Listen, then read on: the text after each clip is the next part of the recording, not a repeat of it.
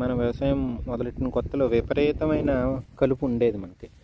ఇట్లా నేల కనుక కొంచెం ఆరనిస్తే చాలా కలుపు వచ్చేసేది అనమాట. కానీ అలాంటిది ఇప్పుడు నేల ఇది ఆరినా కూడా కలుపు అనేది చాలా వరకు కంట్రోల్లో ఉన్నది. అంటే దీని అర్థం ఏంటంటే, కలుపు అనేది ఎందుకు వస్తుంది అంటే నేలను సరి చేయడానికి వస్తుంది. సో మన నేల సరి అవుతుందని ఇండికేషన్ అనమాట, కలుపు తగ్గుతుంది.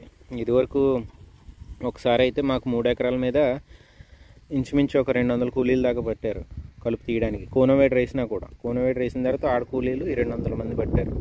కానీ ఇప్పుడు అలాంటిది కనీసం ఒక ఎకరన్నర మీద మనకి ఒక మించుమించు 10-15 మ్యాక్సిమం 20 లోపే మనకి అయిపోతుంది. సో కలుపు అనేది చాలా కంట్రోల్లోకి వచ్చింది. టైం అయితే పట్టింది డెఫినెట్గా, కానీ దానికి ఓపికగా ఉండాలి ప్రకృతి వ్యవసాయానికి. నేల చెడిపోయిన దాన్ని బట్టి మనకు ఓపిక ఉండాలి. నేల ఎంత చెడిపోతే అంత ఓపికగా మనం దాన్ని టైం ఇచ్చి దాన్ని కన్వర్ట్ చేయాలి.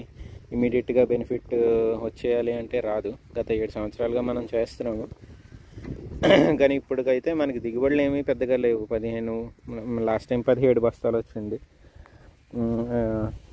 కొంతమంది రైతులకైతే 3 ఏళ్లలోనే 20 బస్తాలు మనం చూసాము.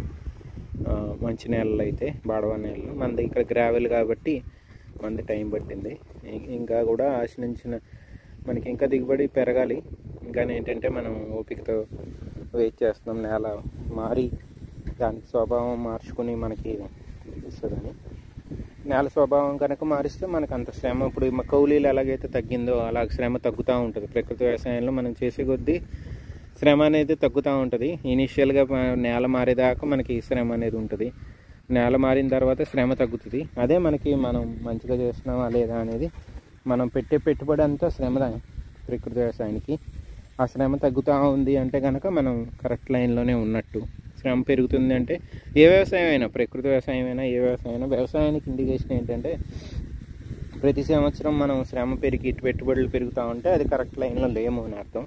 ఇప్పుడు కెమికల్ ఫార్మింగ్ అలాగే ఉన్నది. కెమికల్ ఫార్మింగ్ ఏంటంటే ఒక సంవత్సరం ఒక యూరియా బస్తా వేస్తే రెండో సంవత్సరం అది 2 బస్తాలు అవుతుంది, లేదంటే కనీసం 1.5 అవుతుంది. కానీ ప్రకృతి వ్యవసాయంలో కరెక్ట్గా సేంద్రియంగా కరెక్ట్గా ఆలోచనతో కరెక్ట్గా అబ్జర్వ్ చేసుకుని చేస్తే కనుక మనకి శ్రమ తగ్గుతాలి, పెట్టుబడులు తగ్గుతూ ఉండాలి ప్రతి సంవత్సరం. అలాగే దిగుబడులు పెరుగుతూ ఉండాలి. కాకపోతే ఎంత టైము మనం వెయిట్ చేయగలడా లేదా అనేదే ఛాలెంజ్ రైతుకి.